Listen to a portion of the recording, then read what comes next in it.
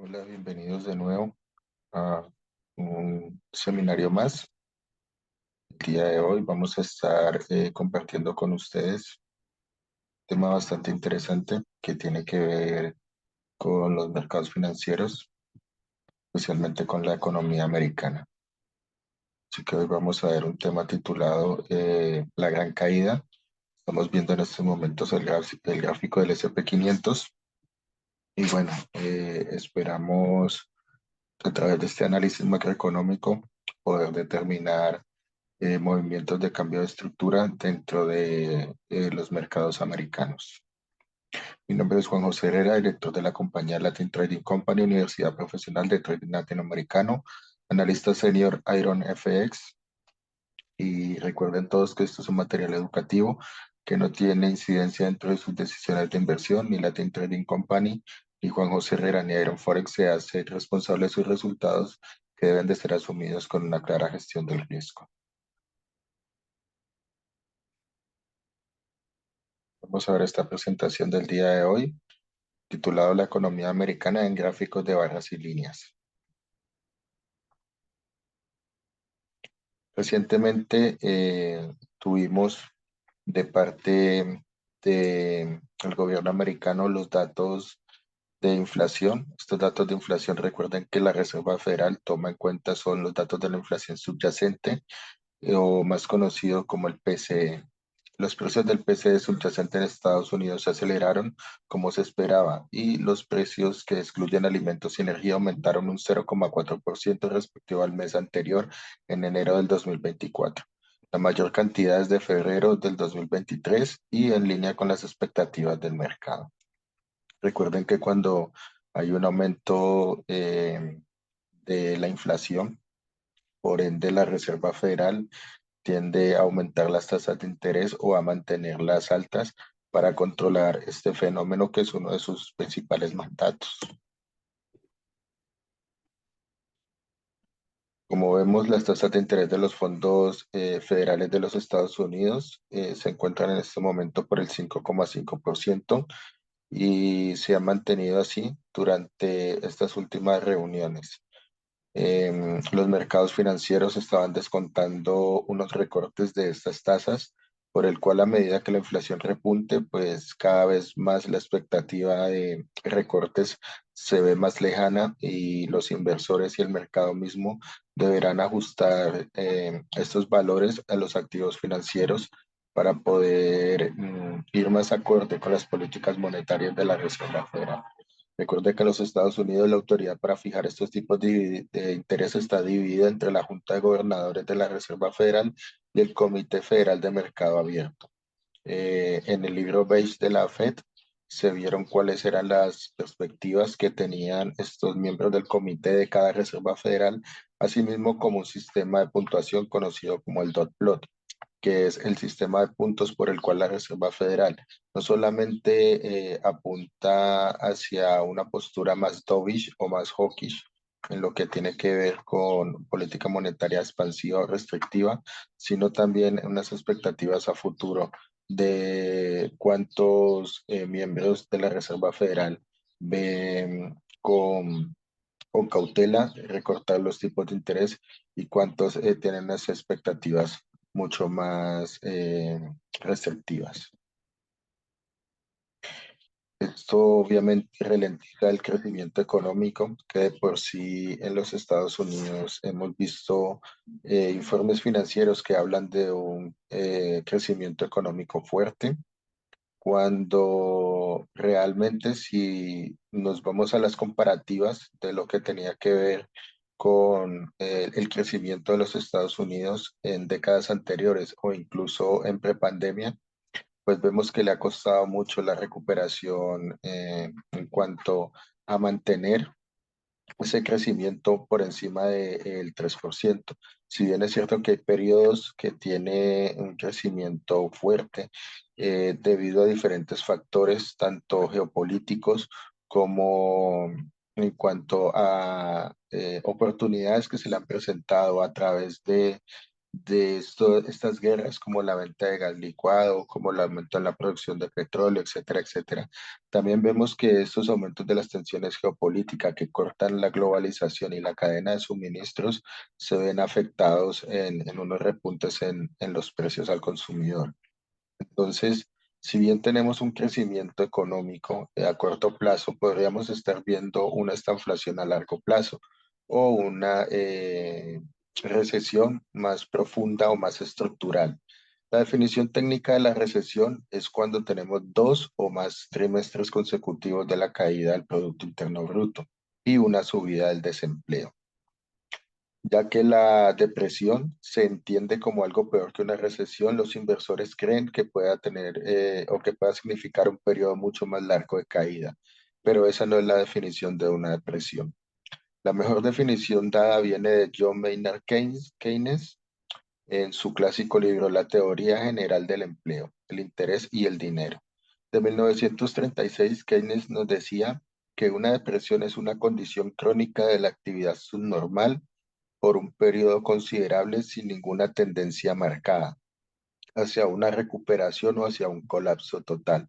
Es decir, algo sostenido, algo condensado que está sin ninguna dirección evidente, sin un crecimiento sostenido ni tampoco sin una deflación sostenida, sin una recesión sostenida. Ese sería el verdadero significado de la palabra depresión.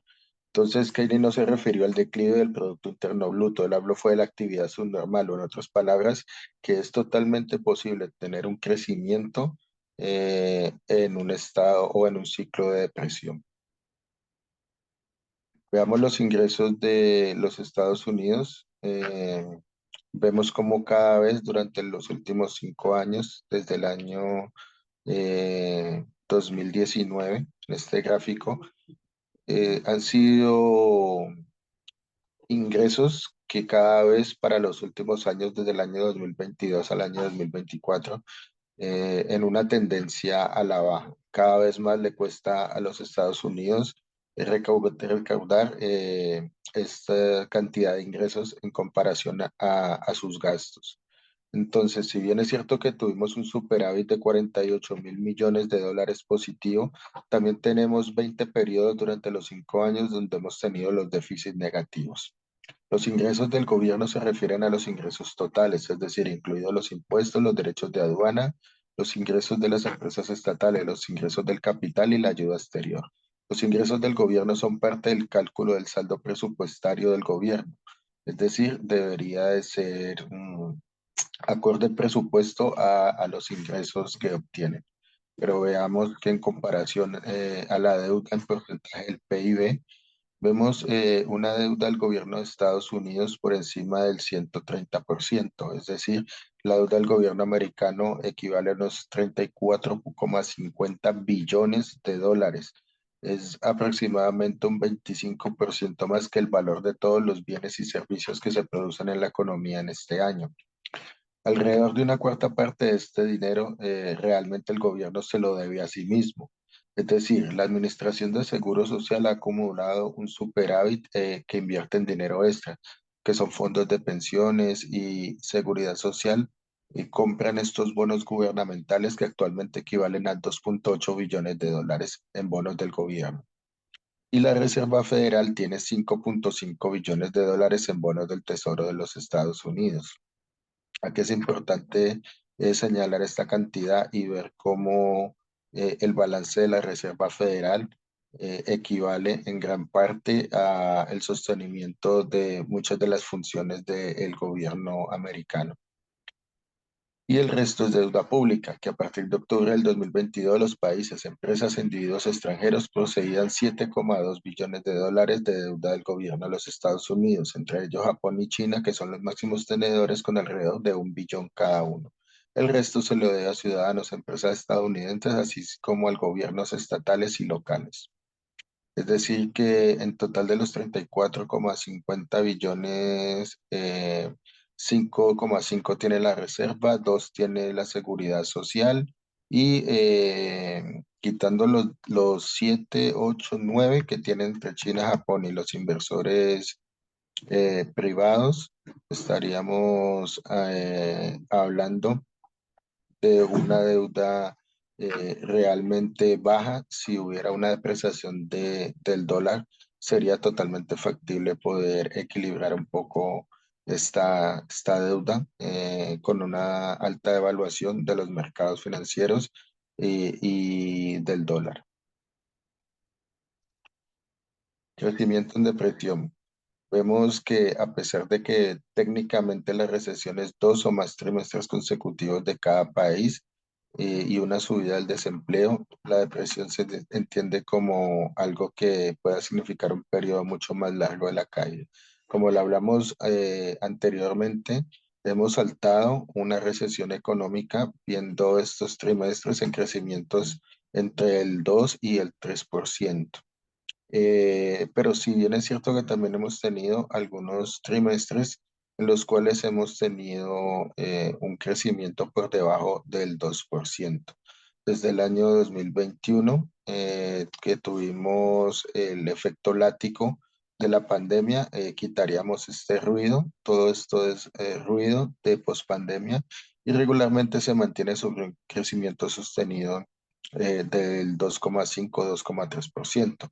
Ahora, si comparamos esto con un crecimiento como el de China, cabe señalar que un crecimiento del 5% en una guerra comercial por ser la potencia mundial, con un crecimiento del 2,1, 2,3, 2,5% y un crecimiento del 5%, es decir, que China crecería el doble de lo que crecerían los Estados Unidos al cabo de al cabo de 30 años, estaríamos hablando que China tendría una economía el doble de grande de los Estados Unidos y al cabo de 70 años, que sería la vida de un ser humano promedio, estaríamos hablando de una economía 4 veces más grande de lo que sería la economía americana en este contexto y en este perfil, pues estaríamos viendo una gran diferencia o acortar la diferencia a través de más crecimiento o tratar de reducir los intereses que pagan por su deuda.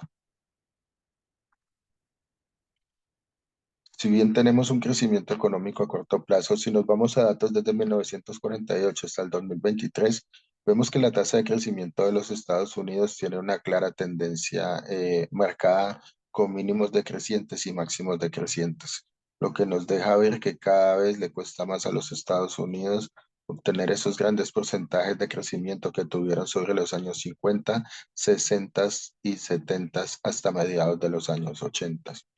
Luego de 1982 en adelante, estamos viendo cómo las políticas monetarias, tanto como las políticas fiscales, han llevado a este declive de producción y a una dependencia muy importante de los Estados Unidos en cuanto a la impresión de dinero sin respaldo de la producción.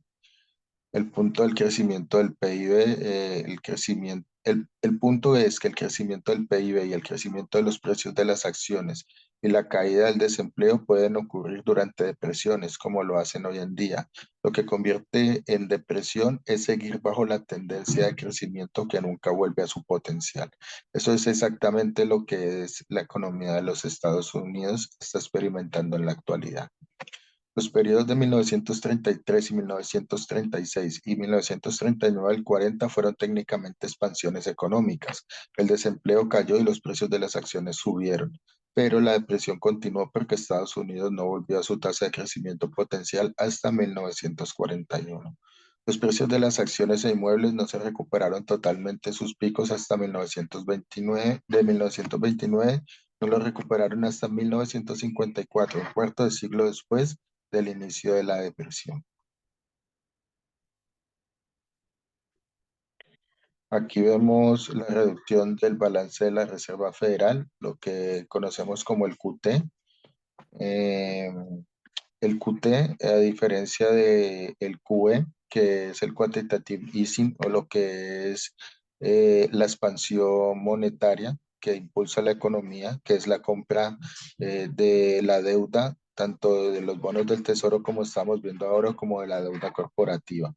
Si bien es cierto que luego de mediados del año 2022 la Reserva Federal instaló su programa QT, su programa de reducción o ajuste cuantitativo para dejar de comprar valores o activos financieros en el mercado, dejar de comprar la deuda corporativa también, cosa que influye mucho para las compañías que precisamente viven de este dinero gratis prácticamente que se, que se deja ver a través del balance, de la correlación del balance de la Reserva Federal junto con el S&P 500. Pues vemos una correlación de más del 88% entre los movimientos de la Reserva Federal y los movimientos de las acciones de la renta variable. Entonces, aquí vemos cómo desde mediados del 2022 la Reserva Federal ha optado por el vencimiento de estos bonos y por la no compra de estos bonos. Más es muy diferente que yo no compre más a que los que tenga los lleve al mercado a vender. Entonces, la Reserva Federal no ha vendido los bonos, simplemente ha dejado de comprar y los ha dejado en vencimientos.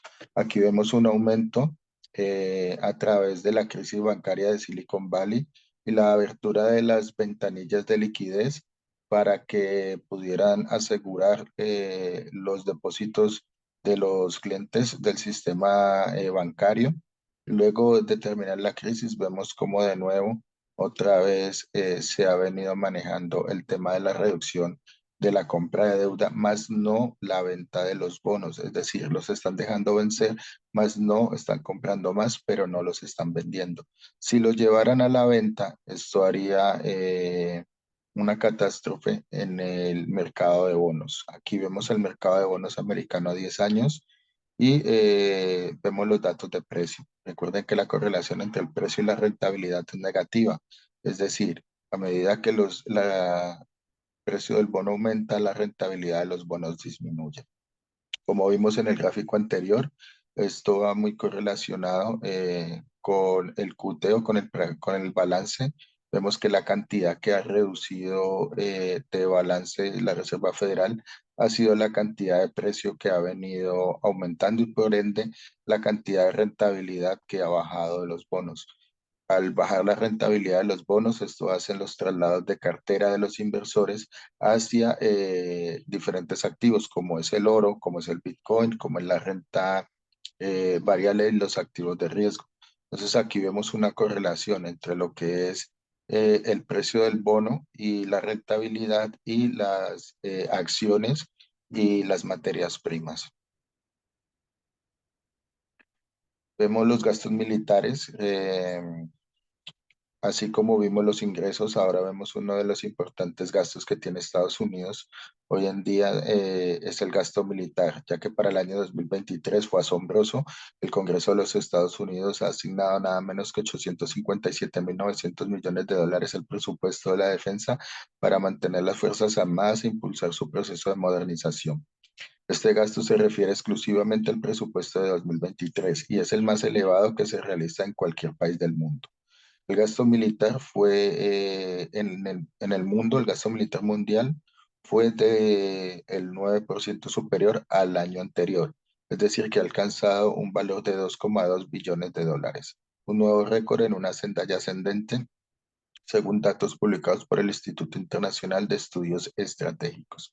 Vemos cómo el gasto militar y la ayuda a Ucrania, el tema de Israel y la Franja de Gaza, el tema del Mar Rojo y todos estos temas militares y geopolíticos nos han llevado a un incremento en el gasto americano y esto debe tener algunas repercusiones, ya que la mayoría de este gasto no es una inversión como tal, no tiene un retorno, aunque la guerra sea un buen negocio y aunque hayan otros factores geopolíticos y de poder detrás de ella, si lo hablamos económicamente o en números, realmente es un gasto que se está convirtiendo prácticamente que insostenible para, para el presupuesto de los Estados Unidos y también para el techo de deuda. Si bien vimos algunos de las problemáticas de los Estados Unidos, también tenemos que ver el motor que ha venido impulsando este crecimiento a corto plazo. Nvidia arrastra a los índices americanos con la comparación de resultados. Vimos que Nvidia se posicionó prácticamente 223 veces más las ganancias que los últimos 12 meses, que este precio o esta evaluación de las acciones viene de una euforia desmedida, ya que el precio actual se representa 223 meses las ganancias de los últimos 12 meses y el 35,6 veces las ventas del mismo periodo de referencia. El S&P 500 tiene un price to earning de 29 y el price to sale de 2,4. Es decir, que tenemos un PER de 29 sobre esta acción de Nvidia cuando activos como el S&P 500 tienen 500 compañías y incluida Nvidia. Hablamos de quitando a los siete magníficos como es Apple, que ha tenido problemas con sus beneficios, como Microsoft, que a pesar de haber tenido grandes beneficios, no se compara a los beneficios de Nvidia, como Meta, que también tuvo una gran temporada, Amazon, que estuvo dividido, y una mala temporada para la compañía Tesla por la competencia y el creciente mercado de los automóviles eléctricos chinos. Entonces, no es posible que de 500 compañías impulse el crecimiento solamente una, ya que quitando estas siete compañías, que son los siete magníficos, las otras 493 compañías no han venido siguiendo el crecimiento de los beneficios corporativos al ritmo de las compañías tecnológicas. Si bien es cierto que tuvieron resultados de este crecimiento, los resultados financieros fueron sobresalientes. El valor bursátil se encuentra en un precio récord donde ha sobrepasado el mercado por encima de los $800 y la demanda de chip para la inteligencia artificial y esta alta demanda de chip ha sido el impulsor para la clave del éxito de esta compañía. Aquí vemos el gráfico del S&P 500 y esta operación posible con esta información, la cual hemos compartido para todos ustedes el día de hoy en Latin Trading Company.